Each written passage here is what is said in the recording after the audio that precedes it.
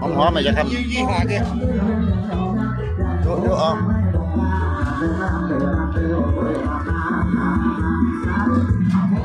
ยังนำเลยโอ้สุดยอดเลยแดงๆไทยที่พี่เข้า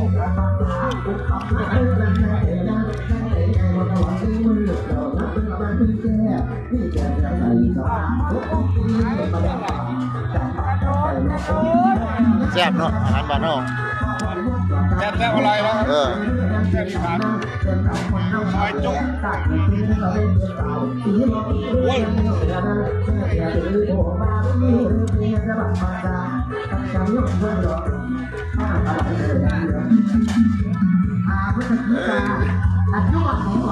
ตอนนี้จัดการกินตอนนี้เนี่ยก็ถ่ายเลยกินตอนครับกินเดี๋ยว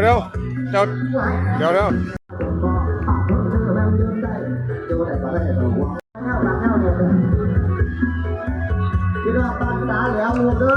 ปันตาเหลียวอะไรยิ้มให้